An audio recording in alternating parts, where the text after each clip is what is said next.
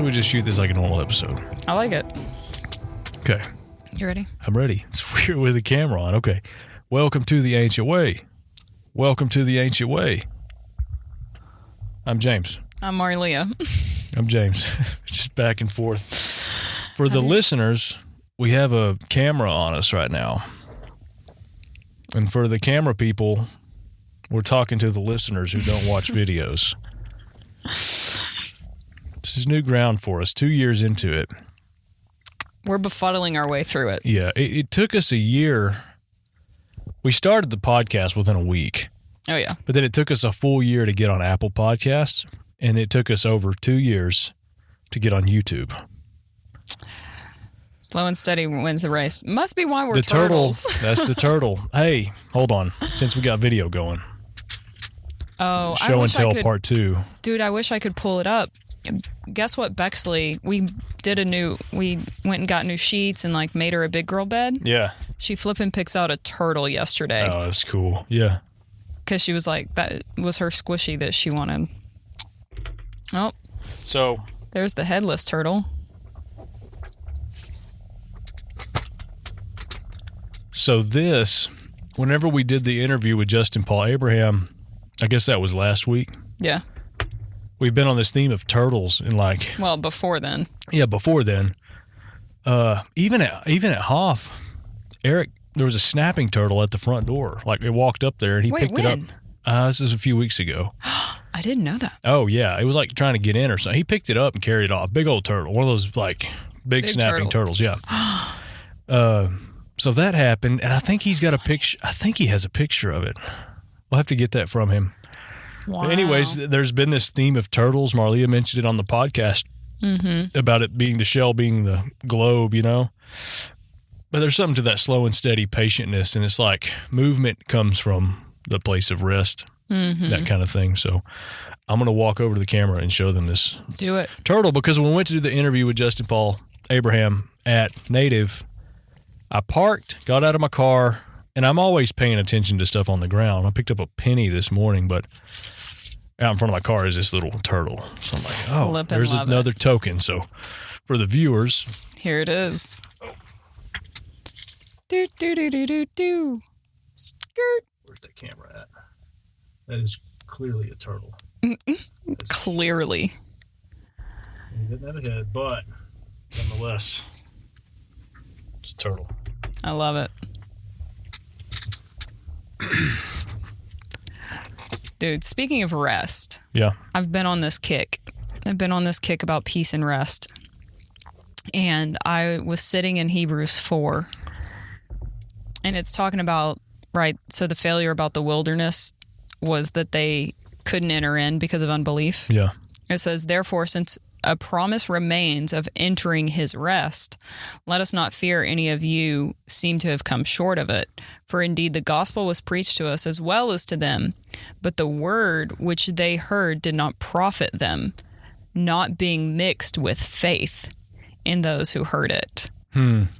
For we who have believed do enter that rest. Yeah. And I've been on this kick about like rest is all in belief. Yeah. Like, it's not about ceasing, you know, like I hear people quote, you know, I think it's Psalm 46:10, like, be still and know that I am God. Yeah. But they use that as like a stop, basically stop doing things. Like, don't put your hand to that. Don't do this. Don't do that. But the thing that I realized is that it's actually about belief. And so it's like, do you have any limiting belief that causes resistance? Yeah. Because if you have any limiting beliefs and it causes resistance, then you're out of rest. So it's all about the way that you see. Yeah. It's all about belief. Yeah. That's true, yeah. And a part of like hearing the word of the Lord is you have to mix it with your faith. Like there has to be faith attached to it. And faith to me is like, I've always thought of it as, even if it's not belief, if you have faith, you're like choosing to want to believe in that. Yeah. You're like, I'm choosing that. And then I think when the Lord pulls through on that end of it, then it becomes belief. But yeah, that's totally it. Yeah. Like man, if you really want to sit in any kind of rest, go read Hebrews 4. You know, it says, therefore let us be diligent to enter that rest. Yeah. For the word of God, literally the Lord himself, is living and powerful and sharper than any two-edged sword. Yeah. Piercing even the division of soul and spirit and the joints and marrow, is a discerner of the thoughts and intents of the heart. Mm-hmm. I have had that scripture read over me a bazillion times, and all the time it was like, oh yeah, it's the Bible, it's the Bible, it's the word of God. And it's like, no, it's Jesus himself that will divide everything that is of unbelief and everything that is really belief, everything that is true, everything that is him. You know? To the bone. To the bone, to the core, divider of soul and spirit. Mm-hmm. That's good. Anyways, just things I've been thinking about. No, that's good. Well, I've been on that love, hopes all things, believes all things. All like, you don't limit yourself. Be humble, be malleable.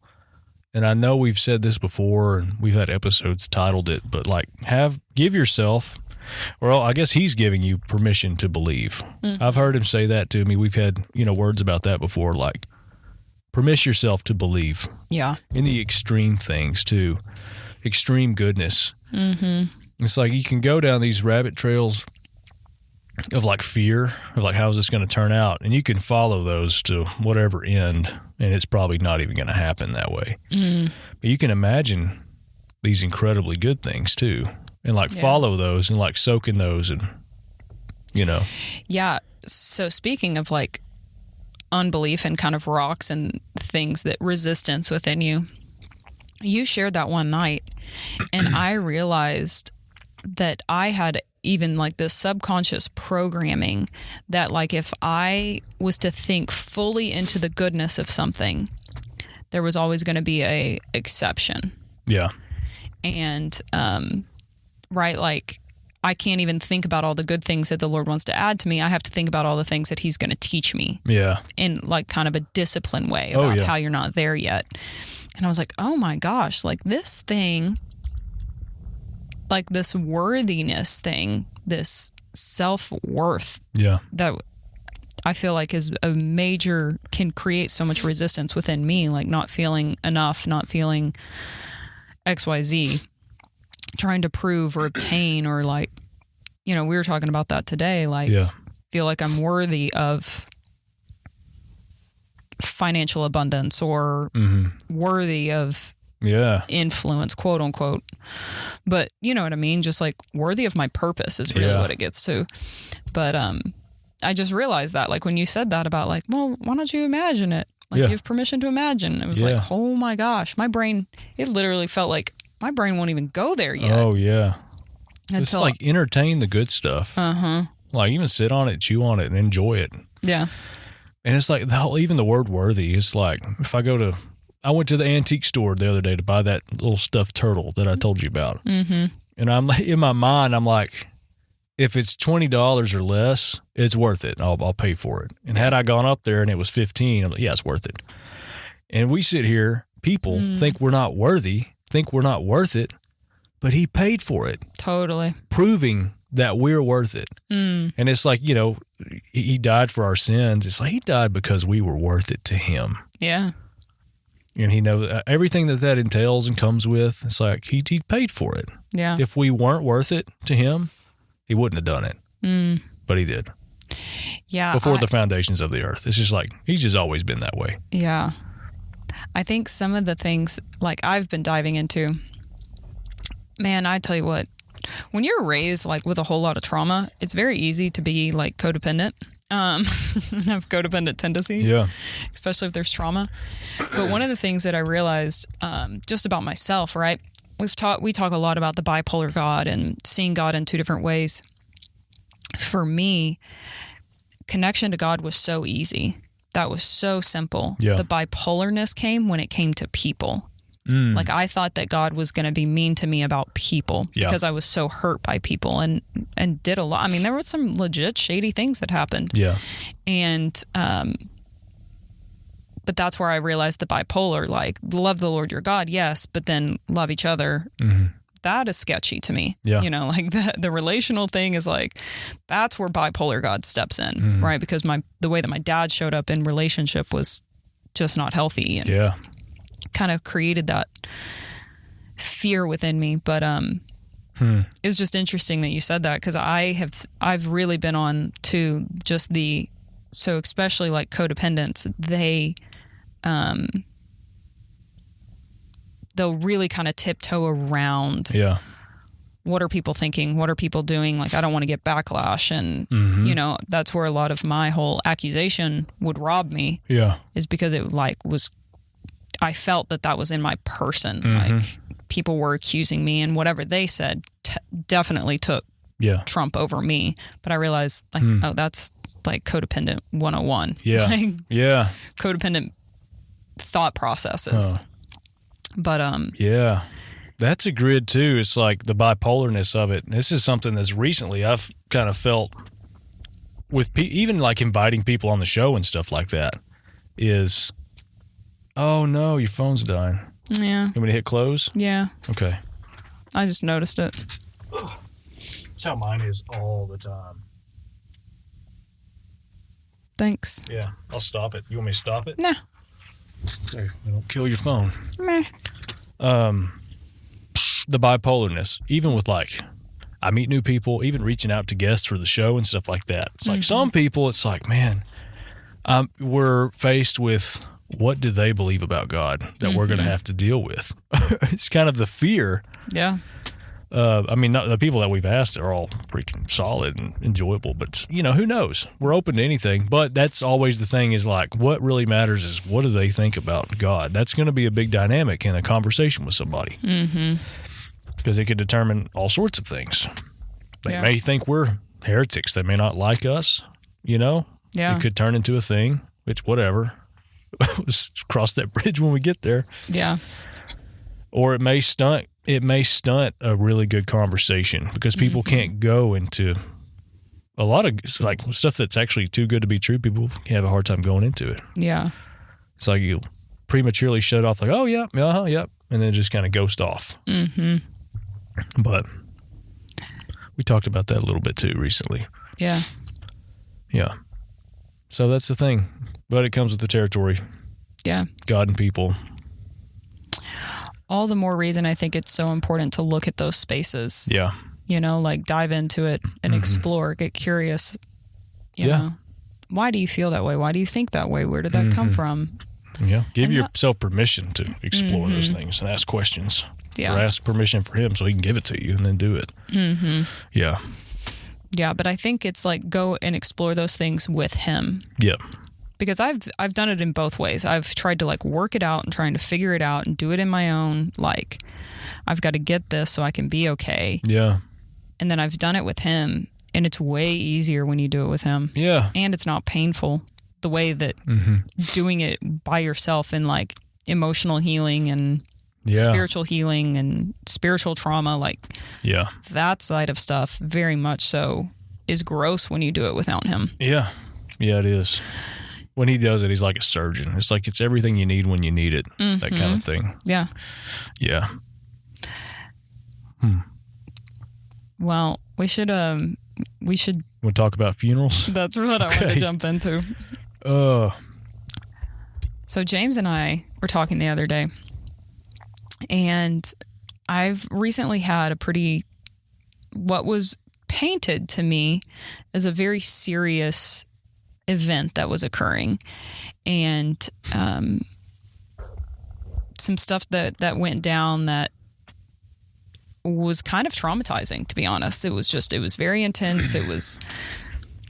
There was a diagnosis and like all this stuff within my family, and so it was like everybody began to prep for the funeral. Dang, yeah.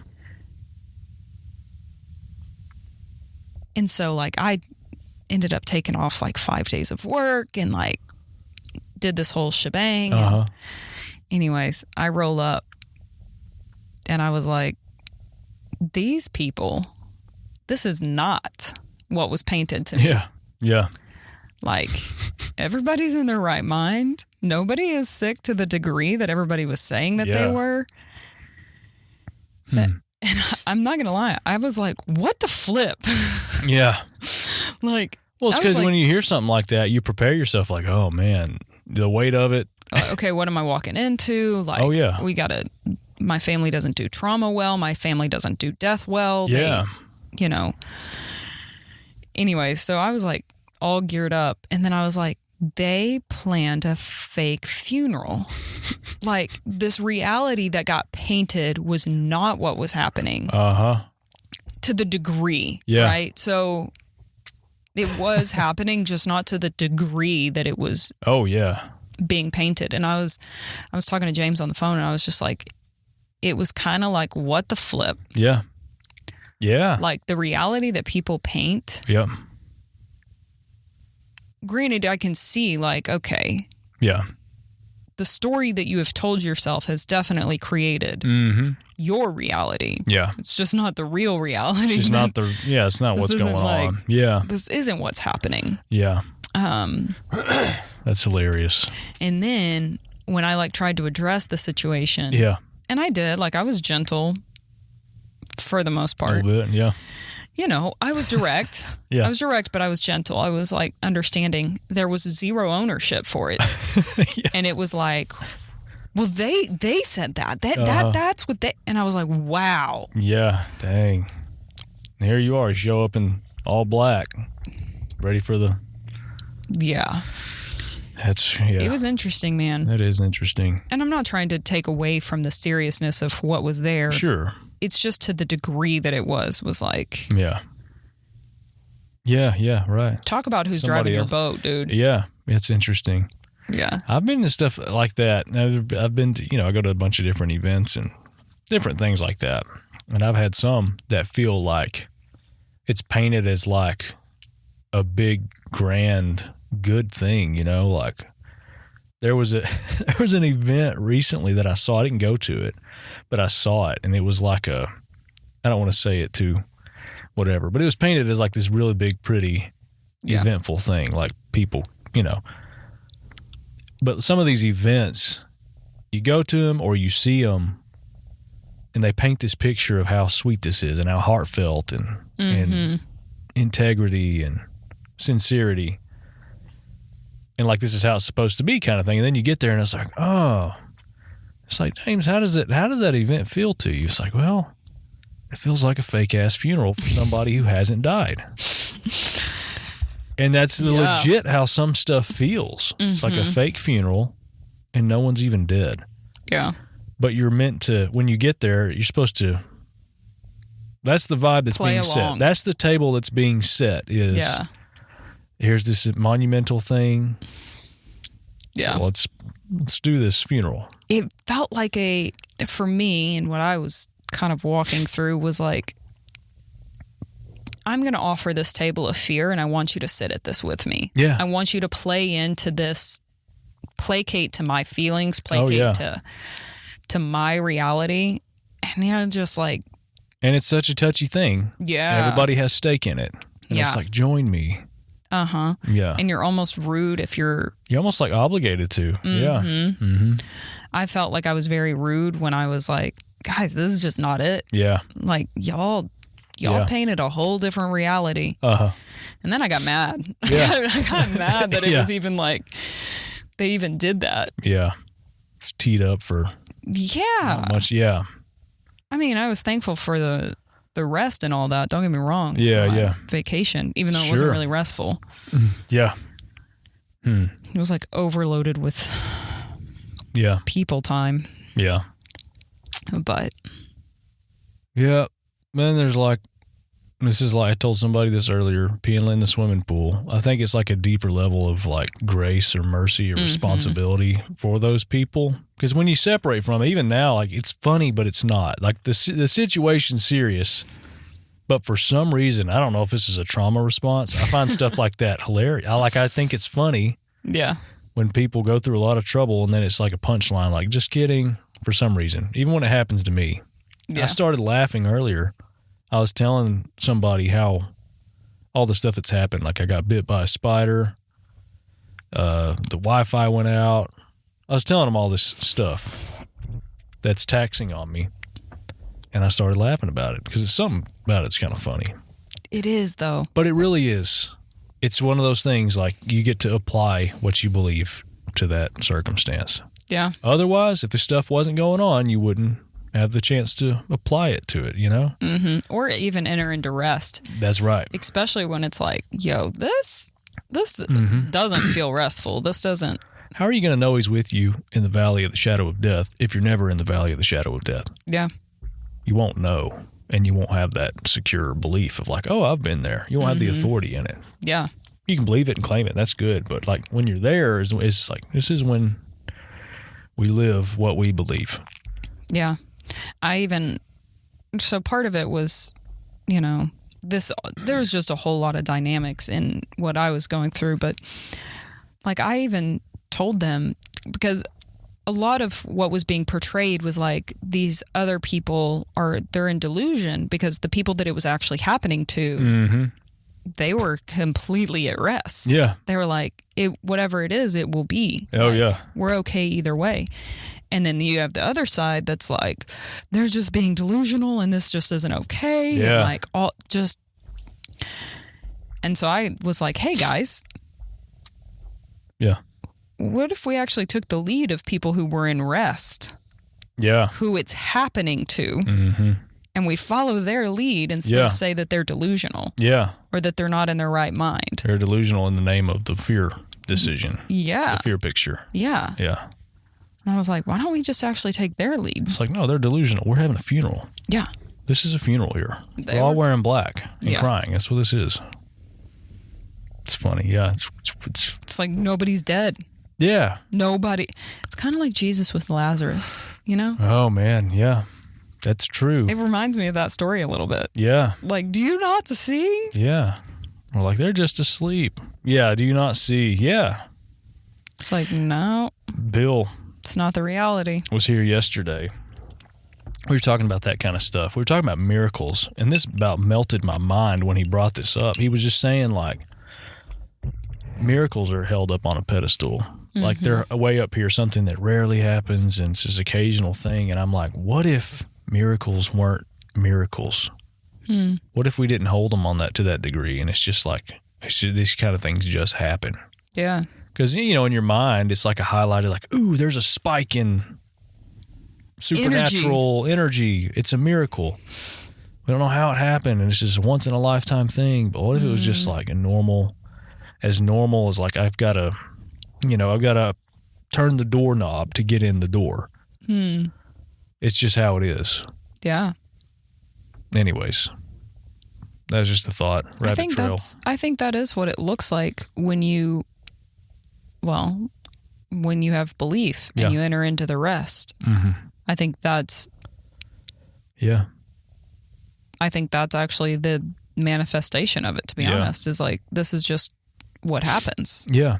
And it's not like it's not even a ceremonial thing, you know. And you don't have to do a YouTube video or you don't have to do it's not even a formula. I think sometimes it's as simple as like, just be open to it and just believe that it's possible kind of thing. And it may not even be like, holding that event that you want to happen as a idol or as a pedestal, and instead just feel like that lady at the gas station that I didn't pray for. Yeah. I just wanted her neck to get better. Yeah. Because I'd prayed for this lady a couple weeks prior who had a broke arm, and I did the whole, like, put my hands on her wrist. It was awkward. Yeah. But I just stepped out and did it, and I cared. I wanted it better. And nothing happened, but she appreciated the gesture. And I'm like, why didn't it heal back? And the cast popped off, you know? And I go in probably a couple weeks later. It was in the same vicinity. God was training me in this field, and went in, the lady's neck was messed up. This is a different one. And I thought, well, I'm not going to put my hand on her neck at 4 a.m. She don't want that. And I don't either. It's weird. Yeah.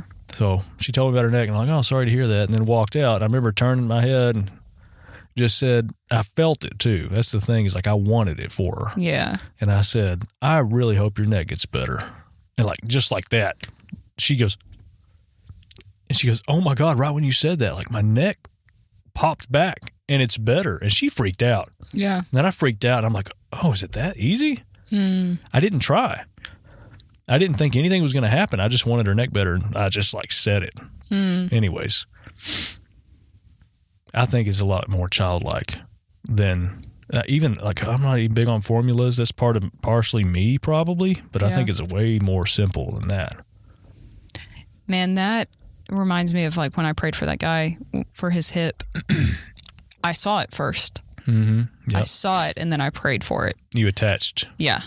Yeah. But I think that in all things, whether that's, you have to just see it first. Yeah. I do whatever I see the Father do. Yeah. It's that easy. I think it is that easy. Whatever you actually see, you then have full permission to let it fly. Yeah. And he's always doing a new thing. Behold, I do a new thing. Yeah. It's always, I mean, most of the time it's weird. Sometimes it's the thing you would expect. It's just about watching him. It's like, what is he going to do? And I'm open to whatever he does. Yeah. That's how kids learn too, right? Mm-hmm. So.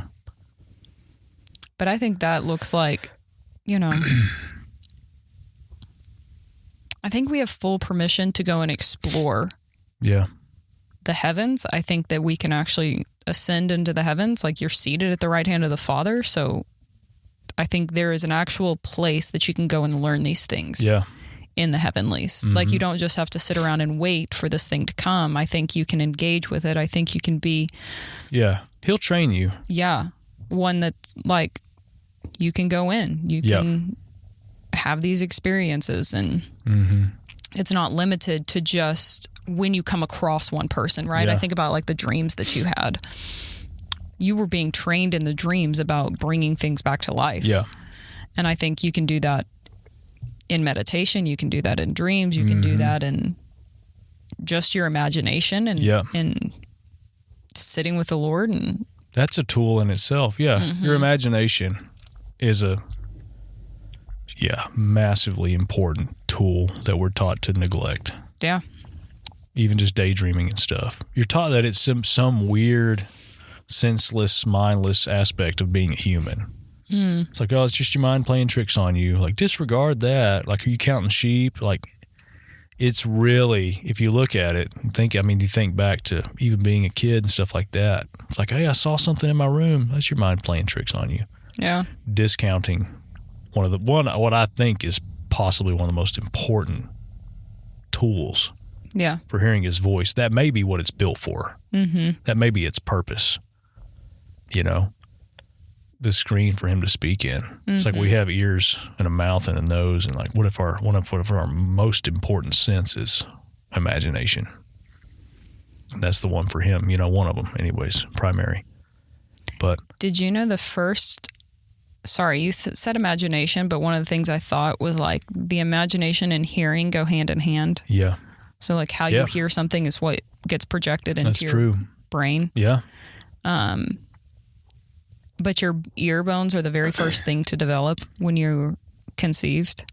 Really? Yeah. Huh. You can hear for weeks before anything else.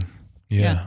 And the like fluid that you're in is like you can hear 10 times sharper.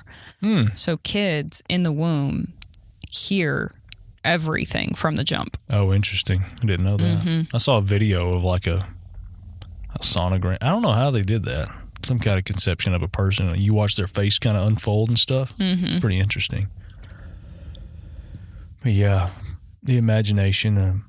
I think that's a good exercise for people. Like, just make it a point. Like, I'm going to pay attention to my imagination today. Yeah. Oh man, that makes me think of like, I was talking to somebody and they were like, I know God is telling me I've got to really focus on renewing my mind. It's got to be my mind. I got to renew it. And I'm like, man, maybe it's actually just thinking, paying attention to, or initiating imagination. Just watch it and hear it. Yeah. Best case scenarios. Yeah. What if you went into best case scenarios? What if it was like, I'm sitting here talking to James, but there's also the Lord, he's sitting next to me. Yeah. And maybe it's actually imagining him a part of our conversation where he's just kind of giving us 2 cents. And it's like, oh, well, that's actually a good point. Let me expand on that. Yeah. I thought of a kid's game that's probably for adults too. Probably help. Maybe I could sell this to like Lifeway or something. Are they still around? I have no idea.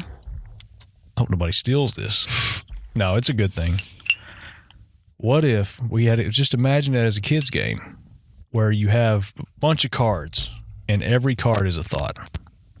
Then you pull a card, you read it, and then it's like, what do I do with this thought? And if you're a Christian, you submit it to him, right? What does that look like? Hold it up to him. So what's the thought? Just to use a cheesy one, like, I hate myself, or like, you're stupid, you're irrelevant. Okay. And it's like, okay, what does God say about this? You hold that card and you weigh it. And it's like, is that true? I don't know, maybe. And then it's like, what does he say about you? You're fearfully and wonderfully made. It's like, okay, I'll submit it to him and it goes in this pile here. How to distinguish your thoughts. And it'd be the same with imagination. You determine, like, what do you do with this? You're seeing it. Is it a demonic influence? Maybe. It's like, don't run from it. Look at it. Is this him? No, that's not him.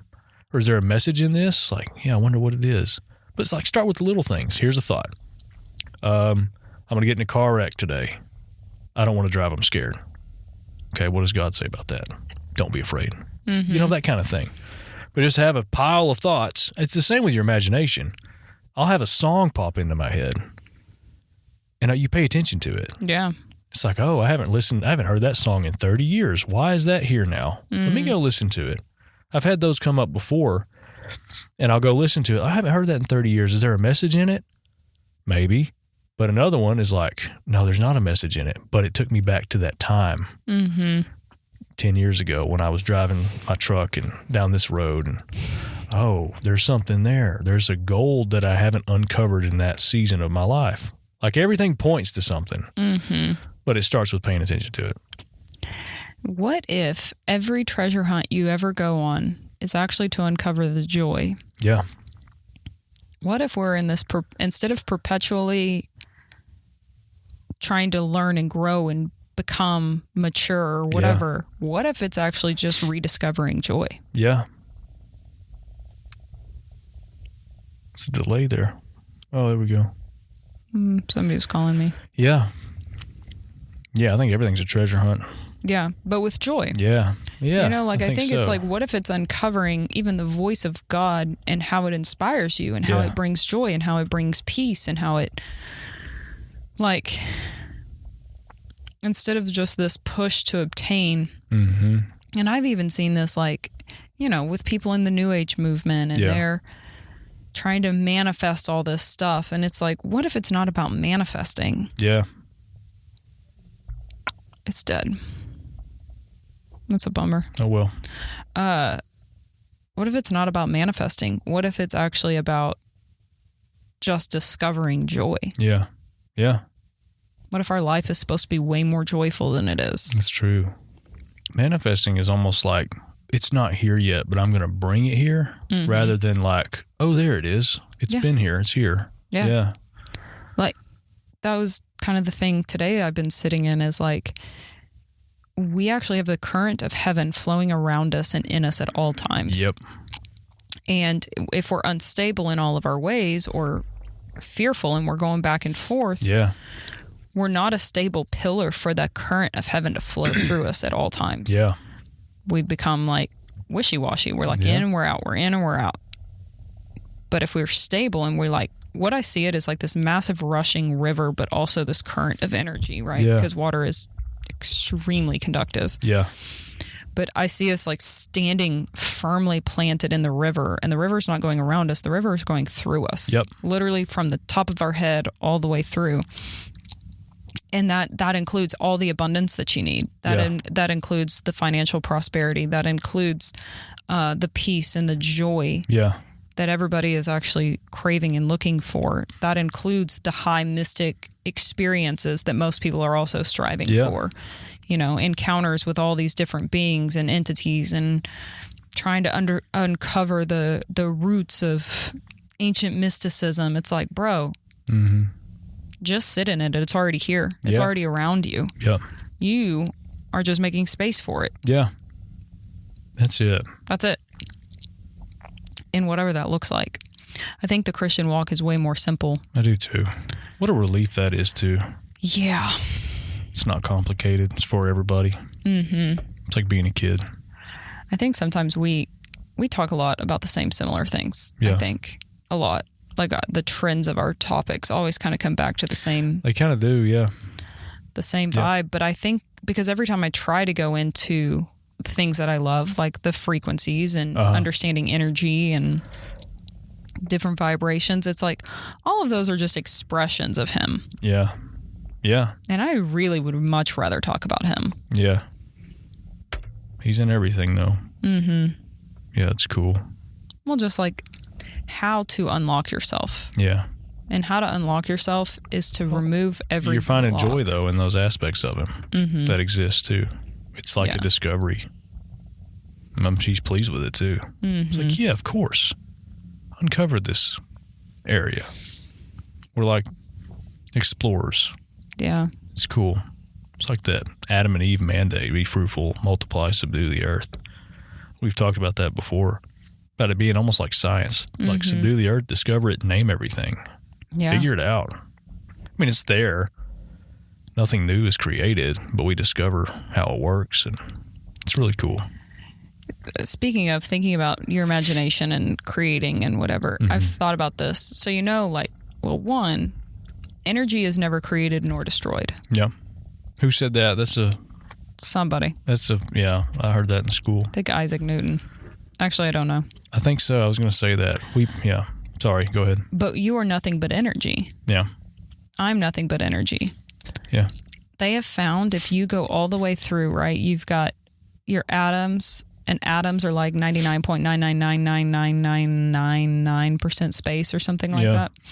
But inside the atom, you then have your protons, your electrons, your neutrons, and then even further. Yeah. They've been able to go smaller and smaller and smaller, where there's like these 4 blocks of matter, and then there's 3 blocks of matter, and then there's 2 blocks of matter. Oh, wow. And then there's 1. Yeah.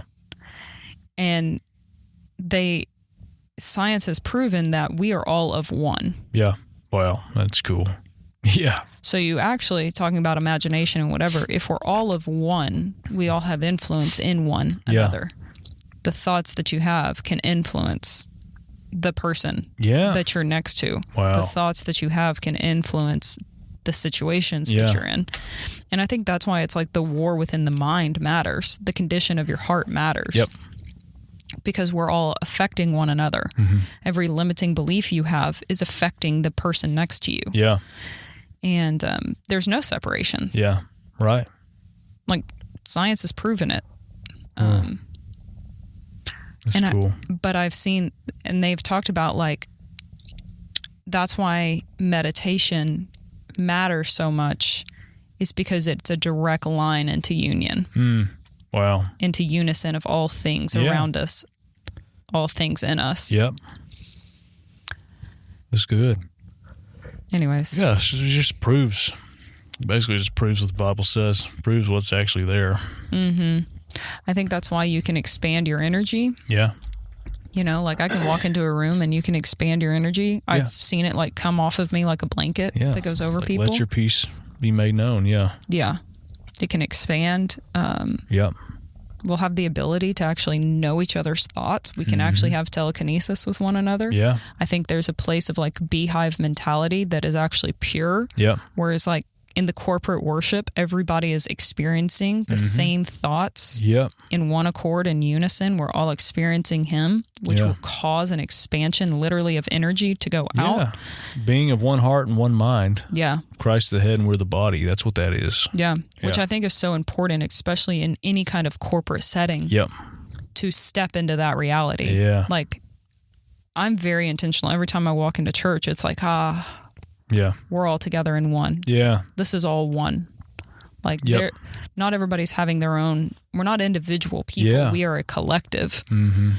That hit me on Sunday.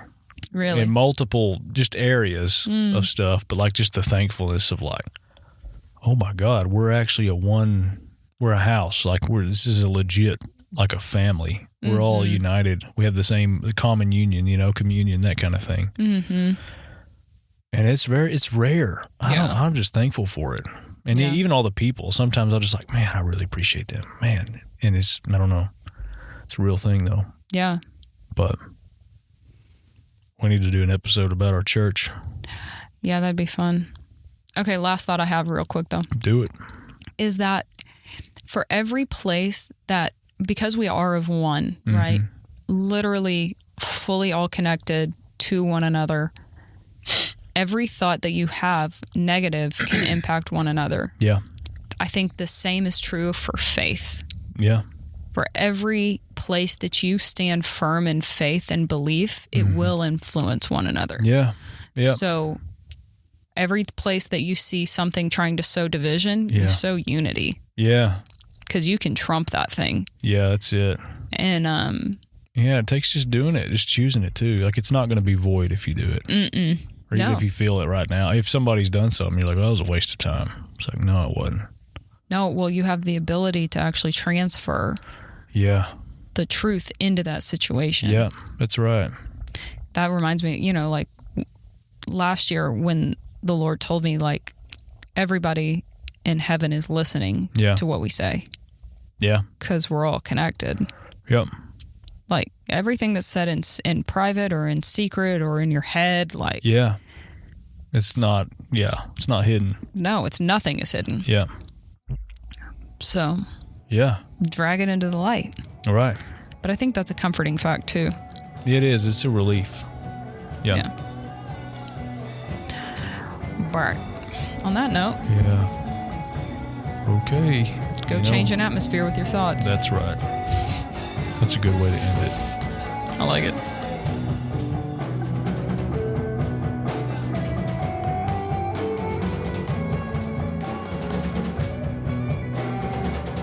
If you enjoyed this episode of the Ancient Way podcast, drop us a like, share with your friends, share with your family. And if you'd like to support us and what we are doing, and you would like to play a direct role in our growth and the things that we do in the future, we have a donation spot at the bottom of our show notes, so you can click on that, give however much you want. We appreciate absolutely everything. We appreciate our listeners, and everybody that's already come alongside and encouraged us, and even everybody that's been on our show. So thanks, guys.